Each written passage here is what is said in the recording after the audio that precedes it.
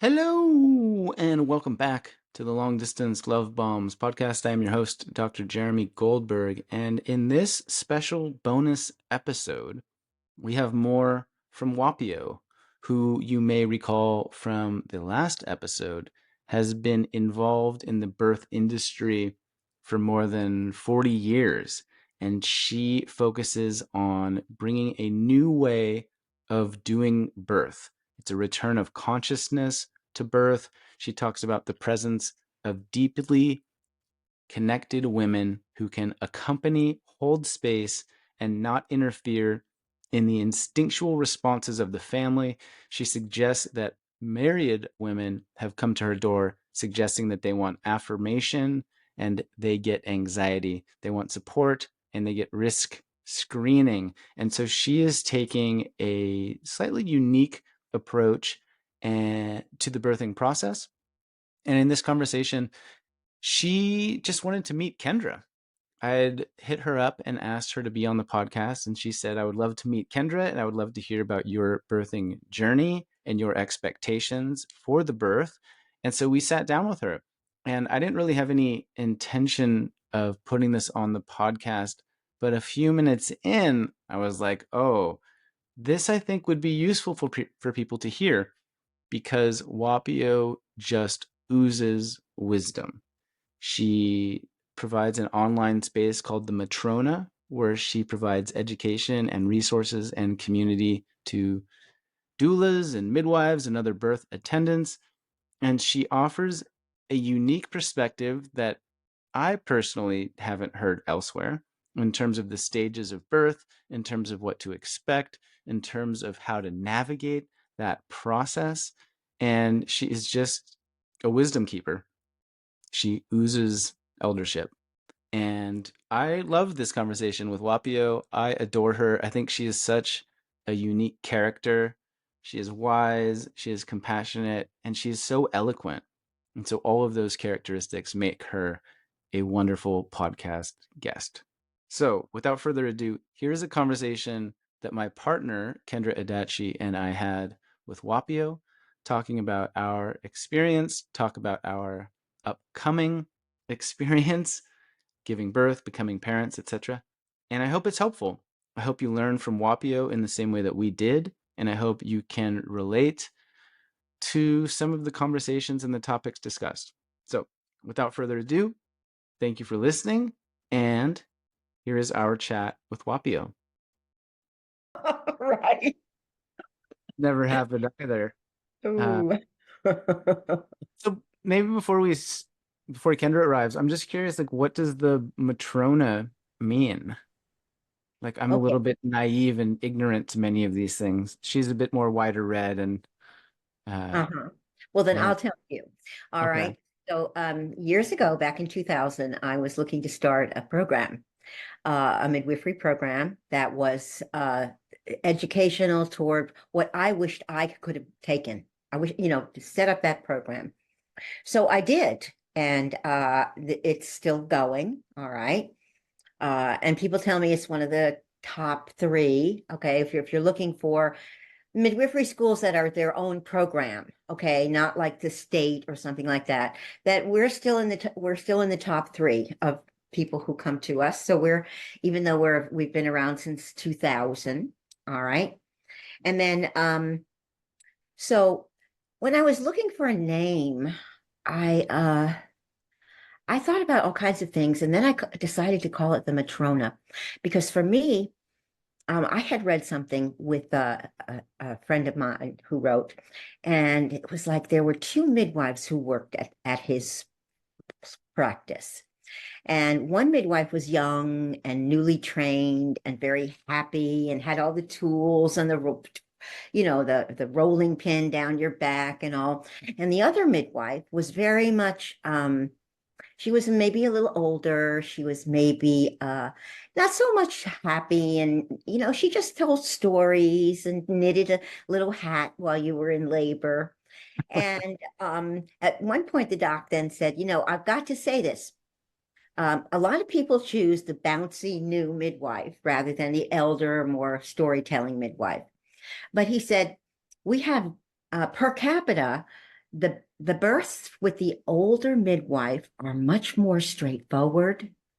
They are somehow easier. I mean, birth isn't easy, but okay. And he said, "What do we think about that?"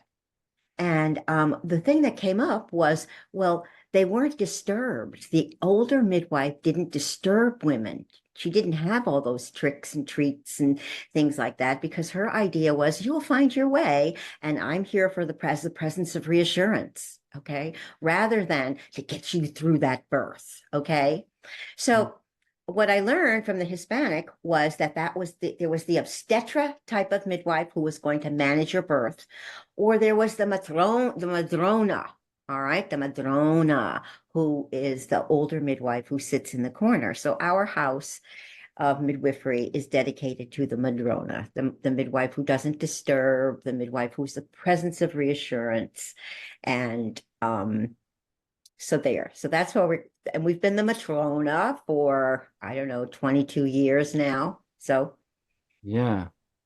Yeah. And so how many, I mean, I guess I could ask you on the podcast, but like maybe I'll save that one. Uh, but you've been around doing this work for decades now. And well, so 42 years now. 42 years. Yeah. That's a lot of babies. Do you love it as much now as you did then? Like, do you Oh, still have, even more. Yeah. I practiced for 20 years, okay, out in the field. I practiced in rural Georgia for a while, for almost the bulk of my practice. And I also practiced in Asheville, North Carolina for a while, where there was a midwife on every corner. All right. So, which is good. Uh, so yeah, I've been in birth for a while. I do. And I'll tell you what, people will say to me, wow, Whapio, you've been in birth for 42 years. You must see some changes, right? What are you seeing as changing? And I said, well, this is what I say, and I would love Kendra to hear this too. But but well, yes, but they might not be the kind of changes you think or you might expect. I don't see the changes in caregivers. In fact, I see caregivers getting even more strict and more protocoled, but I see the changes in the moms and the dads and the babies and the birth. Women are showing up for their birth now. Families want to be sovereign. Families want to do it them, they just want to have their own birth because birth is highly managed in our culture. All right. And women don't want that. Now, not every woman, obviously, but women want their own birth. And one of the first things they taught me, because I felt like we could talk about trust and being trustworthy. I wanted to be very trustworthy because I knew that I wanted women to tell me the truth. All right. So, so I was trustworthy and they told me what they really wanted. And the biggest thing that everybody really wanted was to, Whapio, we love you, you're good, but we don't need you in our field. We want our husbands and partners in our field while we're birthing. We don't need you to catch our babies. You know, that's nice. And if we do want you to, we'll ask you, but we want our partners to catch our babies. We want that baby going into the partner's hands, the dad's hands, not yours, Whapio. So I listened really carefully. I have always followed women and birth in the sense of rather than followed midwifery or the medical model, I follow women. And this is what women are saying to me. We want our own birth. yeah, We that's don't want to be interesting. managed. We want, oh, sorry. I can, No, no. you're good. It sounds like more like a grassroots down up approach that you're describing rather than a top down Mm-hmm. approach. Yeah, Exactly. listen to the women. I'm excited for Kendra's gonna have a lot to say on this, but we just one of our dear friends just had a child maybe 3 days ago, Ooh. and the day after that, she sent Kendra a text message that said something like, I'm so excited for you, babe. Like you're next. Because she knows that she's, she's coming and she knows Kendra really well. And she's also a therapist. And so she was giving her a couple little pointers on text message. And Oh, there's a wonderful. real, I mean, this is my first time going through this. And I've noticed that there's a real camaraderie amongst the moms, but then also amongst the dad that I know too, that Hmm. I that I suspect I knew existed beforehand, but seeing it firsthand, it like really reinforced that. Like, oh, there is this grassroots community vibe of people checking in, and I think we're really blessed to have that. Um, Yeah. yeah, all right, that's good. And it's growing. I mean, after COVID put a very interesting punctuation mark on medical care. And that was people began to kind Mm. of wake up and realize that the hospital does not really have your back. And you know, you're not the major investment. The patient is not. All right. And when patients people realized that they felt like, well, hospitals aren't really a good place to go. All right. We're being overruled. We're being told you can't have this person in the room. You have to wear a mask. You have to do this, that, and the other thing. And it wasn't working out. And that's when a lot of people made that big jump to, okay, sovereignty and that grassroots and that kind of thing. Yeah, so people were pursuing alternatives. They were kind of thinking a little more big picture, holistic. And so you've noticed that in the birthing space that lots of shifts have happened post-COVID.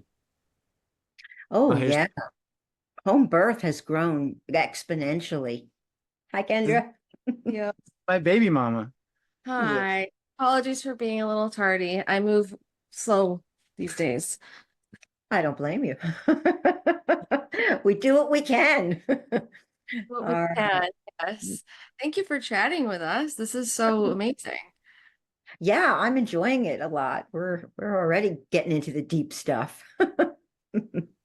Where the Matrona came from. She's been doing this since the 80s. One Yeah. of the top three midwifery schools. Noticed a shift post-COVID, people questioning things, trying to build up their own self-agency and sovereignty. But I guess for us as a couple, um, like where should we dive in, Wapio? Like what do you have to say or share? I'm sure Kendra has some questions, but yeah, you as the sort of sage that's been doing this for decades and us going through our first experience, what are you hoping to do on this call with us? Well, one of the things that I love to hear and listen to is how you envision your birth to unfold.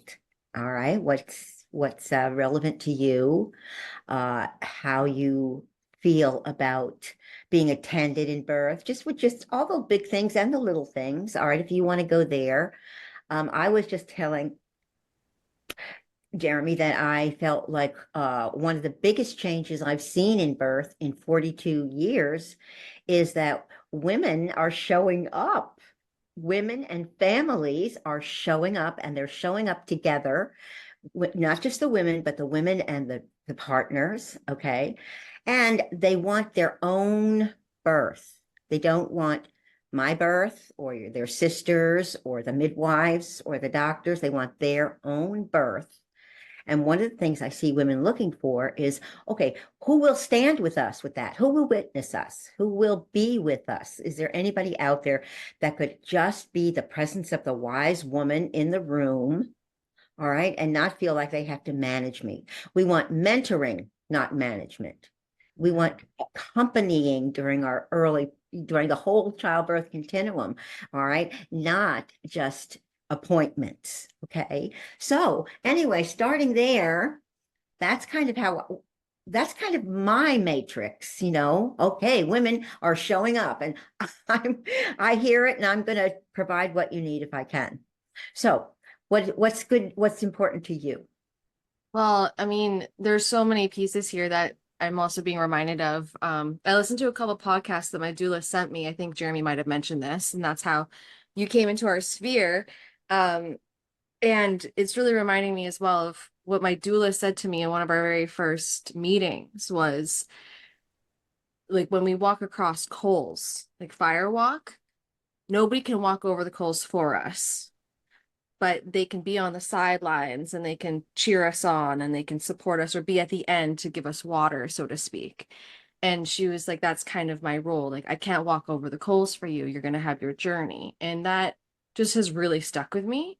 And that's Mhm. something that I've really in the spiritual realm and in this journey, I really do believe in just the trust that this baby came in at the time that it meant to, chose us for a reason, and that the experience I meant to have is going to be the experience I meant to have. And so my vision for my birth with that is to have as little as intervention as possible, but also having for like my human, the knowing that I have the support and the leaning on, like the sense of safety of, oh, I'm held when if I touch those parts within myself. So I can like look up and like I'm walking over the coals metaphorically. I can look up and I can see familiar faces and feel energy that I feel comforted and safe in. And yeah, so my vision is home birth. My vision is we'll have the water bed or the water pool, but I'm not attached to it having to be in the pool. I'm really just not attached to it being anything. Right. I just am like, this baby's gonna come the way the baby wants to come. And my one of my biggest invitations right now is just really trusting and getting out of the way of how that experience is meant to unfold for me. And of course, I have my fears, I have my worries, I have my, like, I've never done this before, but people do it, women do it all the time. And I, of course, have my fears in that. And I also have this knowing that there is this innate knowing. And, listening to the podcast that, I can't remember what the podcast was specifically, but you're talking about the stages and the veil and the summoning and the pause. And so these are the pieces that I felt I can deeply feel are so profoundly important that unfortunately in a lot of birth settings, especially in hospital, but not always just in hospital, get bypassed. Like the pause that needs to happen. Like I feel like there's something really spiritual that's happening and I can't know what it is. So my vision is just to really be in that experience and sort of to the best of my ability, allow what needs to happen to me, like what needs to die. Talking to my doula, I've sat with ayahuasca a couple of times, and I was just like, it sounds like it's obviously not that, but that there's a deep surrendering, there's a deep discomfort, and then there's the sort of the shedding and who you are on the other side of that. And I feel like I just would love to honor that sacred time. So I mean, doing all the logistical things as much as I can, prepping my food, doing all that stuff. And yeah, the confronting part for me is there's the knowing to get out of the way. And then there's also the like the kind of the uncomfortable gripping of being a bit afraid. I think just to add to that very briefly, we found a doula that Kendra really loves and connects with, like a sisterly kind of level. And we have a midwife who we really respect and admire, that also we resonate with, like at a deep level. And so I think there's the support that Kendra alluded to specifically, in addition to the sisterhood and all the moms that she's text messaging and etc. So I think for the last couple of months have felt like, okay, we've got our team, we've got our space, we're planning, we're prepping to have this grand, uncertain adventure and give ourselves the best chance to have that be as easy as it could be, knowing that it's not going to be necessarily easy. Yeah. So that's kind of where we're at. And also I would add, like, our bond feels really strong. Like we've had some good chats, we've made some lists, we've I feel like strengthened that connection in preparation for the transformation or the initiation, I suppose, that's about to happen. I think too, something that I've, especially this last month, that I've really been feeling is uh like it just feels really important to me to also honor what this spirit baby is coming here to have an experience of. And so my boundaries feel very online. I feel very bounded with my energy, and and just also really sourcing and inviting in like my midwife and the doula and the women in my life that are supportive advocates for, even if they don't agree, they are supportive of what I feel is true for my experience and for our experience. And Mhm. so I've been more and more just really opening to that being in my realm as opposed to the other stuff that doesn't feel in alignment. And that Mhm. feels like it's been a profound crunchy practice, but really necessary. Well, I really applaud and respect what you're saying about how this could happen here and this could happen here, but we'll just see what happens. And I think that's a really good attitude. And I feel like also one of the things that you have covered, which is very missing in birth, outside of some of these realms, is that you have people who are invested in you. You are their primary investment, not their license or not their colleagues, what their colleagues do or whatever. You are the a prime investment. They can put people ahead you. They can put you ahead of themselves. So I think that you've got that covered, and that goes a long way. Because think about all the women who don't have that. All right, they have sometimes it's just take what you get. All right, but that's great that you have that system. All right, and then I feel like this. I feel like it's sort of crystallizing down to, well, what do I need? And, I have found over the years that women need one thing, and that is reassurance in themselves and in everyone who's in the room. And that goes a long way because if you have reassurance in yourself, well, that's really all you need. Okay. And if the people that you surround yourself with have the same reassurance in you, I feel you don't need a lot more. You don't need a lot of a lot of stuff. And Sorry, Whapio, go ahead. no, I want to hear you. Okay. Before you jumped on, she was saying there's like these two kind of houses. There's like the medical obstet obstetric. How did you say it? Like a obstetra. Yeah.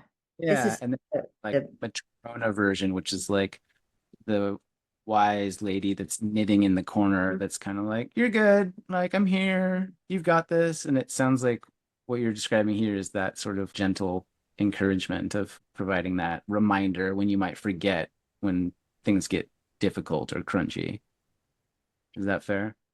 I feel like this too. I feel like, well, there's free birth where a lot of people just have their babies and they have them at home, but they don't, have doctors or midwives or anybody there sometimes, maybe even just a doula. But anyway, the whole idea there is those women often say to me, my birth was the highlight of my life. It was amazing, best day ever. But you know what? I wish I had had the presence of a wise woman in the room just to witness me, not to tell me what to do, not to manage me, not even to mentor me. She's been, mentoring me in my pregnancy and she will in my postpartum. But when it comes for me to give birth, you're just going to step out and she's just the presence of reassurance. And I feel like if if you can maintain, here's something that's really big for me. This is the bottom line. Birth doesn't happen in ordinary reality. Birth is an altered state. And you know what an altered state is. All right, how if you're focused on something in an altered state like that, it just zooms in, it's just everything else disappears.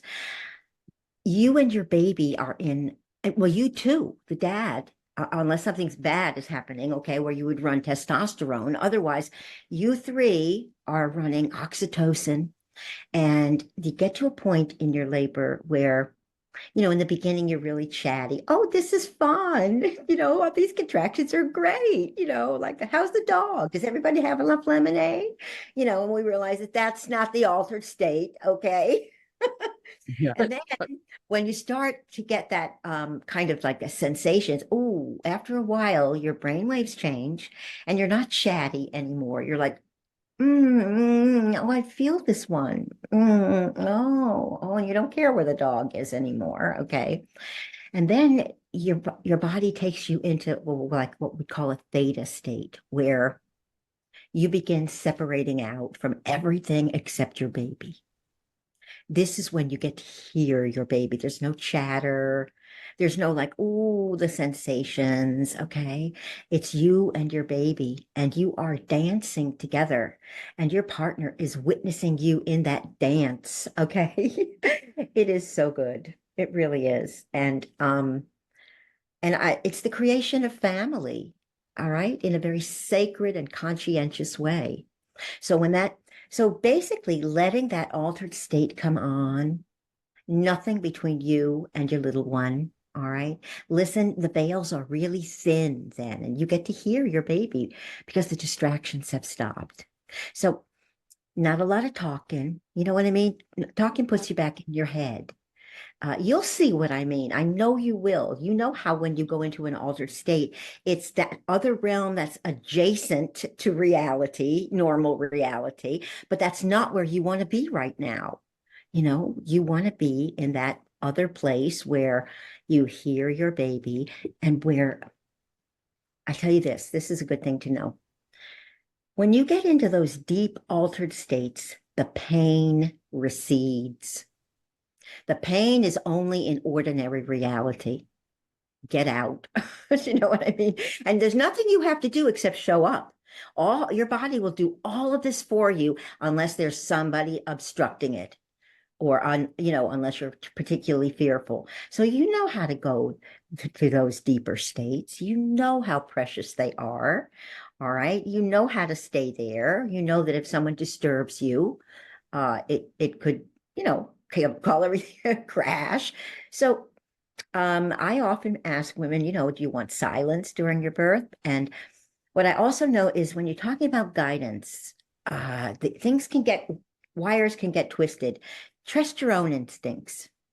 I would trust your instincts and your partner's instincts before mine, because who knows you better? And right?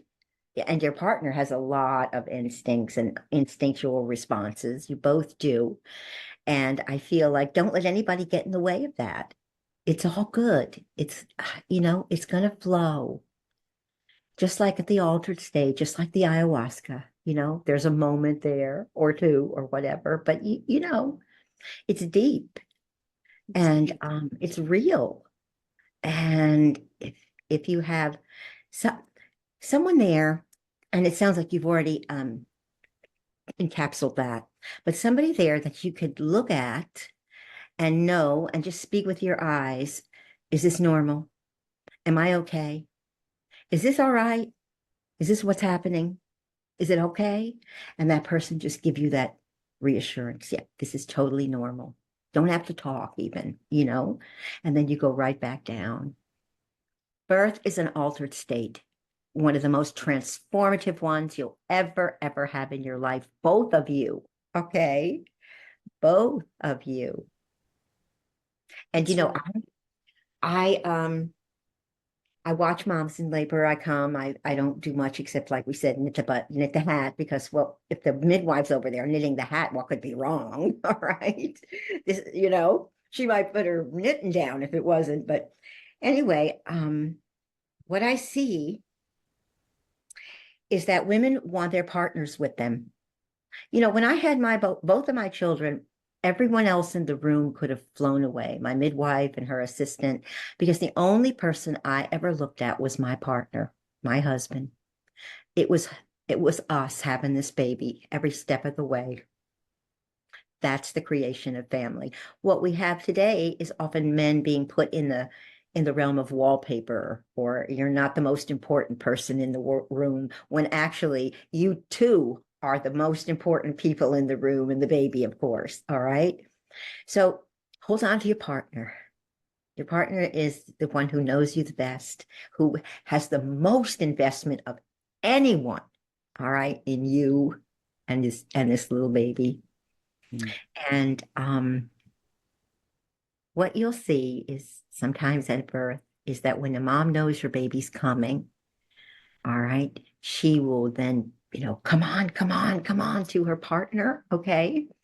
It's time. It's time. And what she's wanting is for the dad to catch this baby, to catch their light.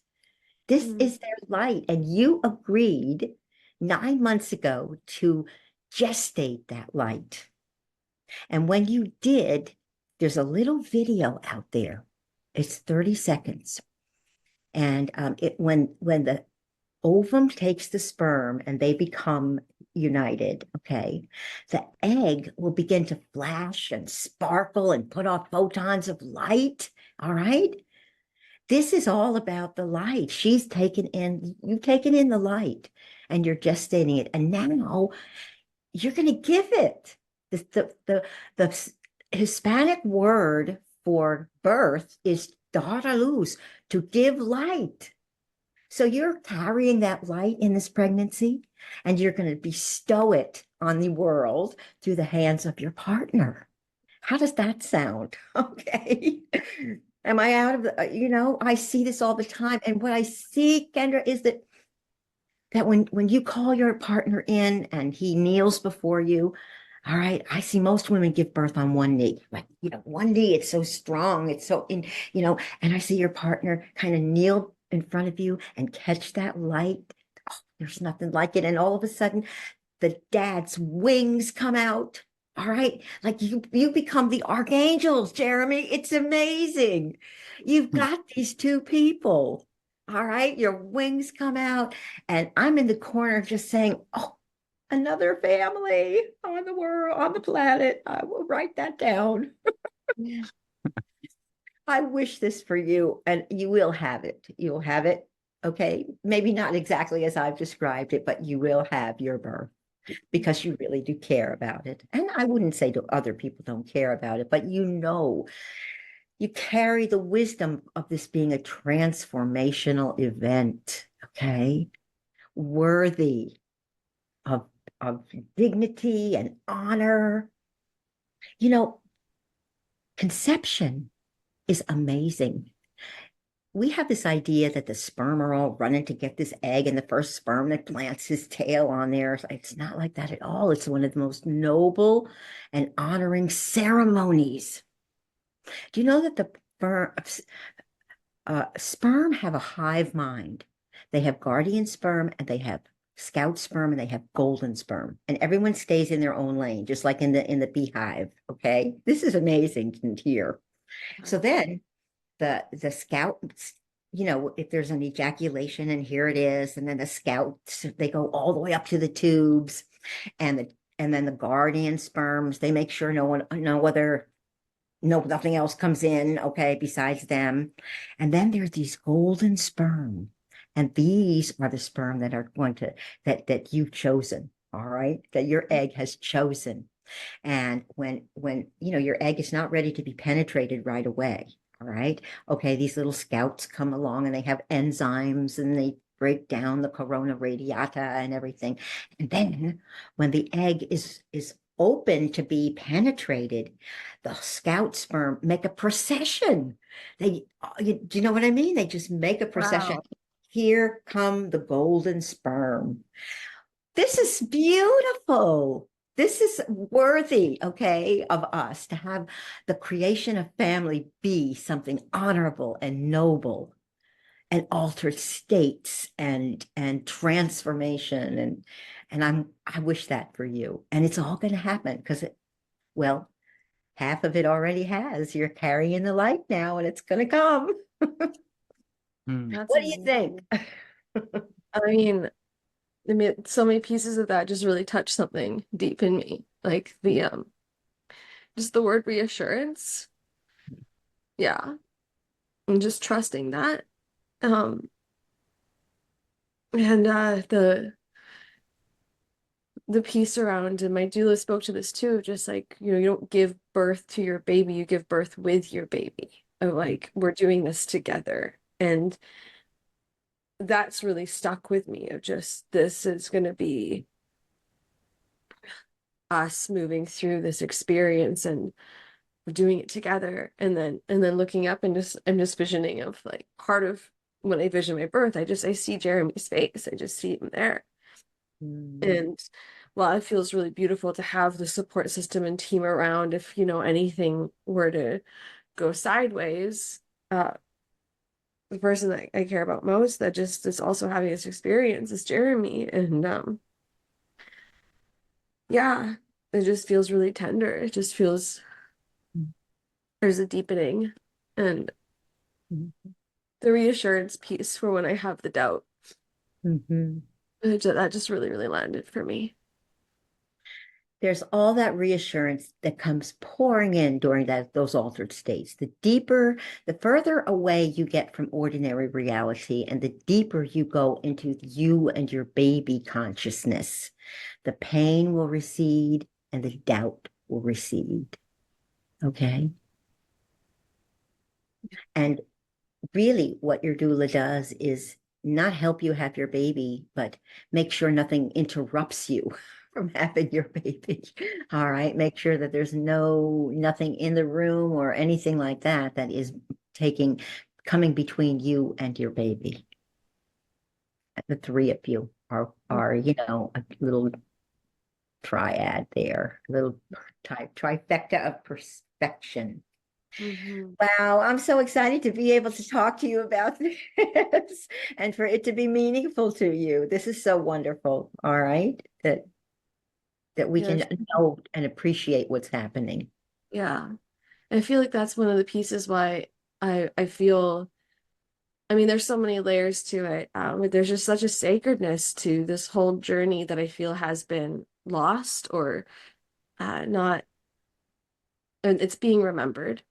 But for like why we're choosing to have the birth that we're having and to have, I don't want, I really desire to not have any sort of intervention in terms of epidural or anything. I feel like there's some wisdom in the whole vastness of the experience. And it just feels like a really sacred portal that is incredibly necessary for mother, father, like maiden to move through. And yeah, when I really felt into like my choices of it, I've had a friend that had a full free birth. Nobody was present except for her husband, and it was a beautiful experience for her. It was her second child, and I've I've been in a community and talked to many women around, just having the whole sensation of like what like codes are downloaded, like the whole sensation that happens. And I'm just like, there's something so primal and so necessary. There's a reason why we have that. There's a reason why like we have that before there's been a lot of intervention and people coming in. And there's something about it that I was just like, this is really a part of our evolution. This is really part of like what we're being called and asked to go through. Yes. In our lifetime. And it just feels like, yeah, like honoring that in a really big way. I think we're called upon to shine light on the magnitude of birth and what birth can be. This is the way we enter the planet. All right. This matters. It matters who's in the room. Okay. It matters. And I feel like you have so much reverence for that I'm really touched as well that you have this level of reverence and understanding and insight. And you'll have lots of insights, Dad. You will. All right. You don't feel like you can't speak don't feel like you can't speak or share. All right. You know, most dads don't realize in our culture that the dad holds the charge for the birth. In the hospital, it's not the doctor. The doctor's not going to take your baby home. Who's going to take your baby home? This man, and there you go. All right. So your dad has the final say. And if you don't like something, you as a dad are the person that can speak to that. Oh, she doesn't want that, or that doesn't make her look happy, or we decided not to do that. That would be your role. You are her perfect, intimate advocate. perfect because who better? Intimate. Well, who else is intimate with her except you, Perfect intimate partner, perfect intimate advocate, if that's what you feel like you need. All right. So like you talk about a C-section, well, if you end up in a hospital, then you give it over to the dad. Dad says she doesn't want that. No, let's not do that to her. She doesn't want a vaginal. No, thank you. You can refuse any and everything. I'll tell you, your sisters fought really hard back in the 80s for informed consent. And there wasn't any informed consent before that. Can you imagine? All right, everybody thought, who needs informed consent? You mean women are going to do things that they're not going to do things that we tell them? We're kind of, yeah. All right. So anyway, this is a transformational experience, honestly, for both of you. I feel like dads are so present today. I mean, my hat's off to dads who are like, go sit in the corner, Whapio, we've got this, and who catch their babies, who receive the light. It's that, okay? Sperm are little light bearers, they move, they have mitochondria. I don't know if you want to hear all this, but they have a mitochondrial body right here, and it's their energy body. And as they're swimming down, they're little light, they're going off, they're packets of light going off. And she's like the Princess Ovum is enthralled by, look at these little photons of light creatures. Shall I take one in? And it's receiving the light, and it's gestating the light, mama, and then it's giving the light to who? To the dad, to the person who put that light there. And what I have seen dads do, like I said, I know I'm repeating myself, but the wings come out, and it's just absolutely beautiful. I mean, I worked with this old crunchy biker dude one time, and he told me, he said, I've been to hell and back, and I've been to heaven and back, and I've tried every drug in the world, but catching my baby was the highest high ever, Hmm. ever, and that's something special, and this is you'll birth this baby, you may birth other babies, but you'll not birth this one again, so you want it to be special. And just remember, if you have a question, or if you have something that you don't agree with, dad, you speak up. All right, speak up. It's okay. In fact, it's preferable. Mm-hmm. Your instinctual, you will both have instinctual responses that you want to protect. All right, you want dad to protect your instinctual responses. No, I don't want to get out of the tub. No, I want to get in the tub. No, I don't want anybody to touch me right now. No, I don't want anyone in the room to talk, please. No, I don't. You know what I mean? You get to make your scene, and a lot of times the scene can make it or break it. Do you know what I'm saying? People are buzzing your ear or bothering you or getting you over here and there. I mean, the more you move away from that and just go into your personal, instinctual, insightful responses, the easier it will be. And the less complications you'll have. Mm-hmm. Okay. Mm-hmm. I, as a midwife, didn't see a lot of complications in my birth. And I worked with a lot of non-resourced women that lived in trailers and didn't have money and whatnot. And I never saw that there were a lot of complications. And I'll tell you why. It's because we don't complicate it. It'll flow. It's you know what you're doing. I'm here as the presence of reassurance, knit, knit, knit, knit. And it's you two together. Yeah. All right. I feel like that's really helpful to remember too. It's just like it's so incredibly natural. Like get out of the way. Like Yeah. get out of the way for it. Go And deeper, yeah. like with ayahuasca, go deeper. It's worth it. You're gonna love it. I feel like It's I will. probably I feel like I will. it's probably going to be the hardest thing you've ever done physically, but the most worthwhile. Yeah. That's how I felt, you know. That's I'm curious if you have any, I don't know, words of wisdom for like literally the final weeks leading up to of just I don't even know how to ask it, of just like what supports. I feel like I know this is probably a really individual thing, but what would you give as wisdom to somebody like me who's literally a few weeks, maybe more, maybe less away from the event? Just what to focus on, what not to focus on, what supports. I'm doing my best to again just to slow-ish down. I'm not working anymore. Yesterday was my last day of that. And But now I'm just sort of in this liminal spot. well, first of all, I would remember that when you're in labor, all the power of the universe is running through you, and no one can ever take that away from you. All the power of the universe is running through you now. So stand back, watch out. I don't want anyone to get hurt because I'm having a baby. All right. And if you can see yourself in that realm of holding all the power of the universe, and my labor unfolds the way it's supposed to, it's perfect already. Einstein says it's already done. So it's already done, you know? So however it was perfect. Mm. Right? It's going to be beautiful, like I say, because you have the reverence, you understand the magnitude of of what's happening here, body and soul. All right. You understand that you're bringing forth the light, and here's another light on the planet. Okay.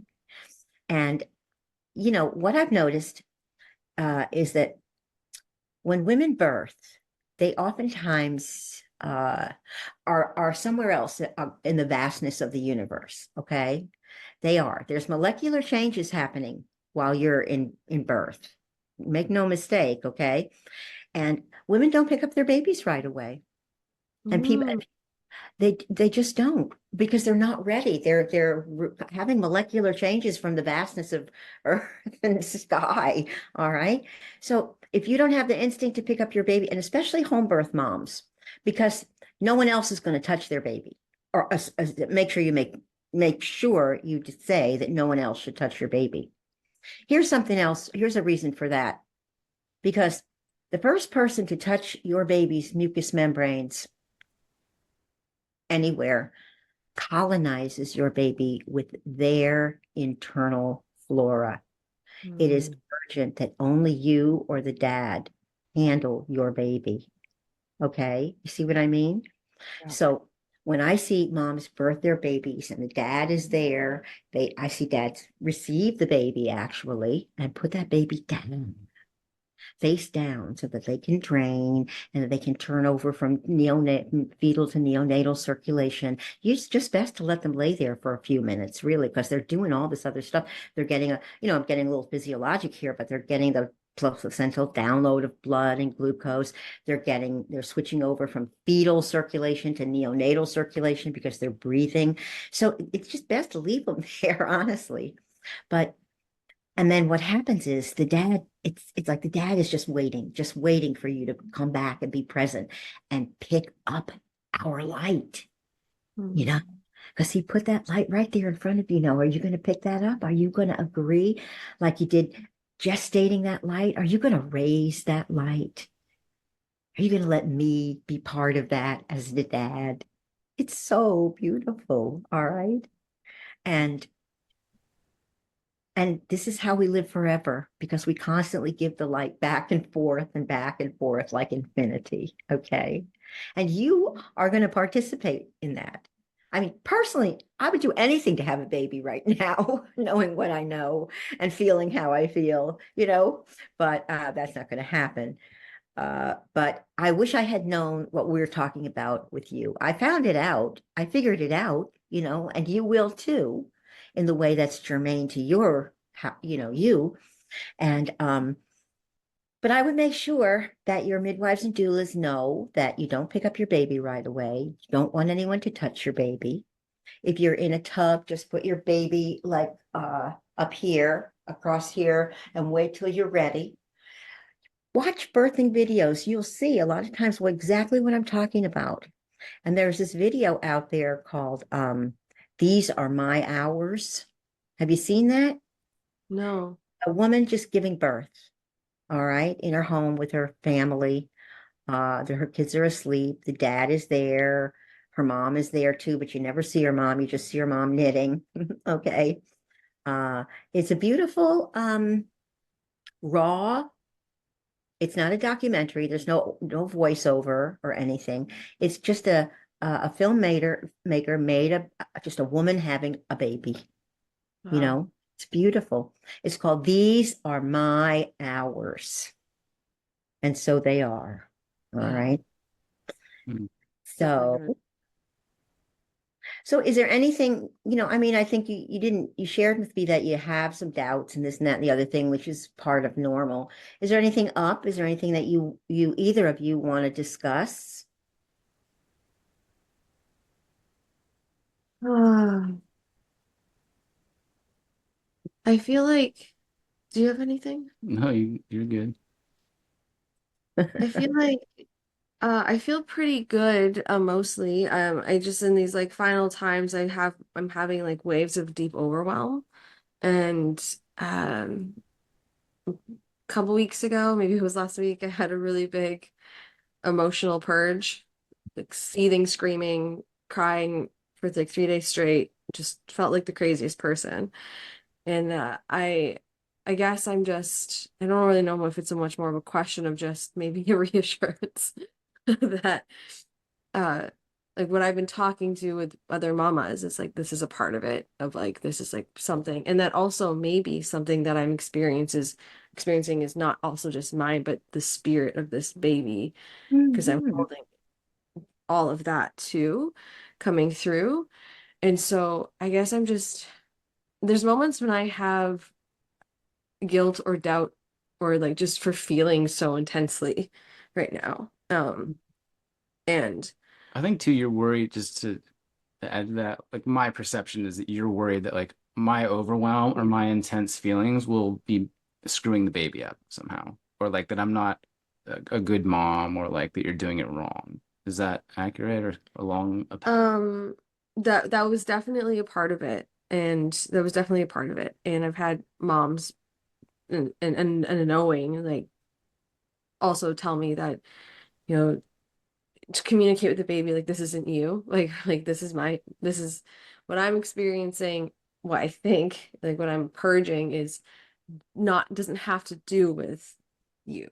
It doesn't have to do with the baby. It's like you're not it's not because of you that this is happening, but maybe some of it is yours. I don't know. I don't know.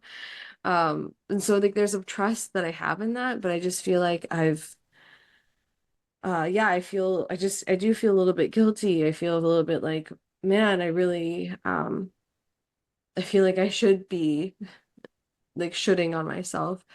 I should be embracing these final moments in a different way. And then when I have these moments of like overwhelm or like rushing or urgency, I just feel like ugh, I'm not doing it right, or like I'm Mhm. not honoring the way that I want to be honoring. I I don't hear know you. if you have any words or reassurance around that, but that's something that's been coming up for me of just like even like honestly previous to this call, I felt like a bit of urgency and just was like I could just feel myself want to cry immediately, be like, man, I'm doing that again. And I don't love that I get to this state, but also trusting that maybe it's here because it needs to come up and out as well. Oh Lord, I used to tell women, there's no luggage racks that we're taking with us. If you've got something that you want to unpack, unpack it before the birth, for heaven's sakes, okay? So don't worry about that. And now I'm going to tell you something equally as brilliant, all right, that happens. You find it easy to go into altered states now. Do you know what I mean? The default of pregnancy and birth and postpartum is not ordinary reality. You are not required by the standards of ordinary reality. You have the right to do whatever feels good, or you need to get something off or something like that. I definitely think it's a very normal thing to have a lot of emotional upheaval. Mhm. Okay. I don't think that very many people really are just sitting there reading the Psalms or anything. Do you know what I'm saying? They're having their moments. Yeah. Okay. And listen to this. when we talk about going into those altered states, your brain waves actually do shift. And they shift from beta, which is normal, then alpha, which is kind of sensual, and then theta, which is deep. Now we're looking and knowing it myself. And then there's delta, where you're in cosmic consciousness, okay? And babies, they're not in ordinary reality. They don't have that book. And nor neither are they, they're not in alpha either, the creative. They're in the cosmic consciousness with the creator. And they know everything. They know everything. They do. There's ultimate forgiveness for everything. And you will feel it, and they will feel it. You don't have to worry 1 minute about what does my baby think about this. It might even be your baby precipitating it. All right. Because we think labor is all about the mother, but it isn't. You said this before. It's about 2, 3 people, really. Okay. And let it be. All right. Who knows that your baby doesn't have to experience a certain level of emotion, by the way, so that they can be born. Yeah. Oh, don't worry about anything, honestly. I mean, if you want to take a moment and worry about it, but don't doubt yourself, because otherwise you're doubting your baby too. And your baby knows everything. Your baby is with source. All right. Their brain waves are very slow. You know, ordinary reality is your baby is just marinating. Do you know what I mean? In God and spirit and all of that. And that's the place of knowing. All right. That's where we know. I mean, we think and we feel, but the knowing part, that's way down deep. That's where your baby is. Your baby isn't in thinking or feeling even. Your baby just knows. That's really helpful. That's so profound. Thank you. Of like we're trying to project our own reality onto the baby, and the baby's just living this completely distinct, separate reality. It's like, oh, where the baby is, like there's not even any words. Like there's not language to describe overwhelm and stress and should. And all. It's like the baby's just present, marinating in God, as you say. It's like that. I find that to be just so interesting. For consciousness. Yeah. Is that helpful for you? It's helpful. It's helpful when when I make it. Remember? Yeah, it's helpful when you said like, if you're doubting, when I'm doubting this, it's like doubting the baby, and it's like, oh, I don't doubt the baby, and that's just this is us. Yeah. Yeah. Yeah. And if you feel the doubt, you give a nod to your midwife or your doula or someone who loves you, and then turn it over to your baby. Yeah. Okay. Yeah. There's a part of labor, I call it the quietude.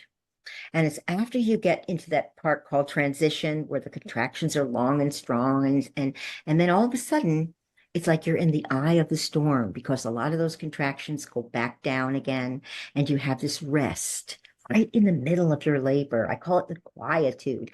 And this is where so many things get downloaded. This is where you understand things. Now you understand things too, you see? And I always ask women, so what happened during your quietude? And mostly it lasts a half hour, 30 minutes, 40, 50, an hour, all right, where your labor just seems to stop. And you trance out a lot. You are in deep delta. You're in the place of knowing now, okay? You come up. And another thing I see women do is in labor, they make an act of will. It's going on and it's going on and it's going on, and I don't want this anymore. And where's my ride? I want to go to the hospital. I call the police. I don't know. You get to that point, right? And then you make an act of will to just move up to the top. Okay. Move out of that pain. Move up and beyond. You become the temple. All right. You become what you're looking for. And I see that women make an act of will, and I don't want you to miss it. A lot of times it's the first time moms, first time they've ever had to make an act of will. other women to survive. They make acts of will every day. But making this act of will means it's not a suggestion, it's not a guideline, it's not a guiding principle, it's not an idea, it's an act of will. I will go the distance. And when you get there, you get the quietude. You become the temple. You know everything about your baby now. Don't let anyone wake you up. You'll wake up in an hour or whatever. I'm telling you this, Dad, don't let anyone bother her. She kind of goes into that quietude and then and sometimes midwives get nervous and they're thinking like, oh, your labor is stalling. Oh, come on. No. You can't go to sleep now. You got to have a baby. Why would you take a birthing woman who's finally got to relax and tell her, no, you've got to do, give her some time, give her that hour. All right. I call it the quietude, because now this is you and you're going to listen to your baby now. And then you're going to land that child on this green earth. It's so great. You will love birth. I'm really enjoying this reassurance. Okay, good. We'll see. I'm telling you all kinds of things that are true, though. Yeah. Really, sperm do have a hive mind. And you are carrying the light, okay? And you are giving it, and someone's receiving it. Your loving partner's receiving it. This is all real, okay? And so whatever happens in your labor, go explore it. If I didn't tell you about the quietude and all of a sudden you might have thought, well, something's happening in my labor. It's stopping. What am I doing wrong? No, perfect. That's what's supposed to happen. All right. It's kind of reminding me too, just again, like how natural it is, like just to get out of the way of just like every step has a purpose. And I feel like in the hospital system, and just like so much that we have done is just we've created concern, or we've created, you're like, what is happening? What's going on? As opposed to just getting out of the way. So it's just also really reminding me of like how it unfolds. Like I feel like I'll know if like, oh, something is wrong. Oh yeah. You're gonna know that. You're gonna be really tapped in, okay, on a lot of levels. Yeah. And one thing, I'm just gonna mention this. If it were me, I would not push unless I felt my baby down there. The British model is don't push until you see the baby's head. The American model is as soon as you can't feel any cervix, push. And you were not designed to push for more than a half hour, 45 minutes. Do you know what I'm saying? And some of the pushing I'm hearing of 3 hours, 4 hours, that's not okay. All right. Your body was never made to confuse or confound you. Okay. So if you push too soon, you'll get your baby in a crooked position, things like that. You'll hook a shoulder on the pubic bone in there. So I would just really, this is the one physiologic thing I would say to skip, and that is coached pushing. Yeah. Okay. Right? Don't push if you don't feel like it, and get up. And I just read a study. Well, I've known it for years, but I just had a doula class and I make a big deal out of it. It's a study by a midwife in England who felt like, why are we making women push? And she did this study of the first 100 first-time moms with a head-down baby. And she found that out of 100 of those women, 89 of those women birthed their baby totally spontaneously. No one said the word push. No one coached them. No one had any expectations on them that they would be pushing soon or need to push now. 91 first-time moms, no, 89 first-time moms, okay, had their babies absolutely spontaneously. You don't need to push. Your body will let you know. All right. Yeah. Because that's a big, I feel like that's when labor changes. Everything's going along really great. You know what I mean? And if you're handling the contractions and then somebody checks you and says, oh, okay, we can push now. So don't, all right? Don't until you can feel the head or see the head down there. Okay. You know? Yeah, and thank you for that. Like one of my biggest passions is just really honoring how wise our bodies are. And I mean I'm forever in the experience of learning that and forgetting and remembering and all of it. And but this being like one of like the most pivotal moments of just like you said, like our bodies weren't built to confuse us. Like it's like, and especially with something when it comes to labor, I really feel like I think our bodies understand. Like we were literally built for this. We were literally built to do this. And Mm. trusting that, like you said also at the beginning, like trusting my knowing above all else and above like my instinctual. Yes, Yeah. and dad is next. Yeah. Yeah. Yeah. Sometimes dads even know more than moms, you know. Will you say that part again real quick? Is that Sometimes dads have more instinctual responses that are bang on than the mom does. You know, you're yeah. telling something, you're like, oh, okay, is this okay? La la la. And the dad gets it right away. Yeah, this is fine. Or no, that's not okay. You got to get up, you got to sit down, you got to stop talking, you got to need something to drink. You'll know all of this stuff because you're watching it unfold. Mm. You Yeah. know, you're the perfect intimate advocate, the perfect intimate person. Yeah. Perfect, perfect, perfect.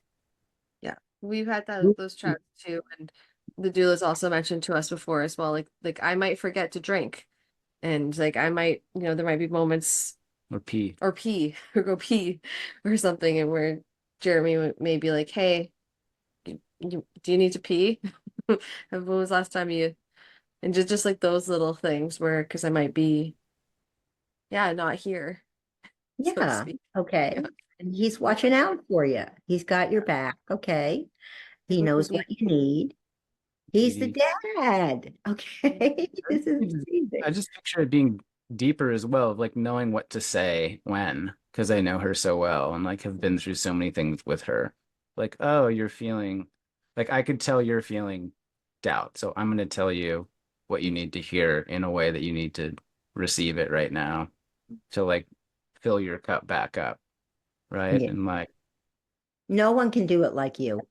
hmm yeah, That's true. Yeah. that's, Remember that, Dad. Remember, you know what I mean? That you hold the charge for the birth. mm, You hold the charge for these two people, your mom and your babe, and nobody can do it like you. mm, it's a good reminder. It's a good reminder. Well, it is because legally, lawfully, socially, culturally, familially, religiously, the dad holds the charge. The dad is the head of the family. Mm, Our whole culture is based on that. And unfortunately, in birth, we rough road, rough shot over that, and dads are kind of wallpaper or in the corner somewhere. So, yeah. hmm Yeah, maybe we can dive into that a little more when we chat again in like 2 days, which I'm really excited about. yeah. And I'm just conscious of your time, Wapio. I don't know how much time you've got or whatever, but we're very grateful Yeah. that you showed up and were so giving with your time and your wisdom. And I feel like I could just talk to you or listen to you for hours. It's the classic experience I've had infrequently when I'm having podcast guests on, where periodically I just forget that I'm part of the interaction and I feel like I'm just watching a TED talk. I'm like, oh man, this is so good. And then there's pause. It's like, oh dang, I have to ask a question now. Uh, but no, this has just been really helpful Yeah. and you're just so wonderful. And I could tell you're this embodied, wise woman that has seen a lot of things and the way that you present it and the visuals and the examples, for me personally, it's like very sticky. Like I get it in the way you describe. So just want to say thank you. Yeah. Well, Yeah. thank you for those kind words. Okay. Yeah, absolutely. Yeah. I'd love to just like, I mean, I second everything he says, but they just, it really, a lot landed, a lot really like was felt in my body. And it just Okay. feels really reassuring, which is the Good. word. And it just, yeah, I'm really grateful that we got to have this opportunity. It's just Yeah, it was a feels like a fun big gift. it was a fun moment when I think I messaged her and I was like, "Hey, Wapio wants to meet you." I invited her on the podcast and then she said she wanted to tell both of us and she was like, "What? Really? That's Oh, amazing." Like oh, I'm excited. And so yeah, it was a fun thing to be able to gift to her. And on behalf of the family, thank you. Yeah, the baby. The Yeah. baby. Okay. Yeah. Yeah. Well, I'm devoted to you both. I'm devoted to the three of you. So if there's anything I can do, if there's a question you forgot to ask, if you want to just check out something, I'm here, and that's what I do, you know. Amazing. So Beautiful. so yeah. I'd love to a PS, you know what I mean? Let me know how you Yeah, you're getting a had your photo. baby, how did it go? If you want to deconstruct any Absolutely. part of it. We'll absolutely share. Absolutely. Yeah. Yeah. There's just Okay. out like receiving and being witnessed by you that just feels really just Like medicinal. it just is really touching. Hmm. Well, I'm your anchor if you need one. Okay. But I know you've got a great team. So, all right. Well, I will see you on Friday, right? Yeah, Would you absolutely. remind me of the time? I can, yeah. Hang on one second. We are chatting 1 p.m. Eastern, 10 a.m. Pacific. Okay, how's that still good for you?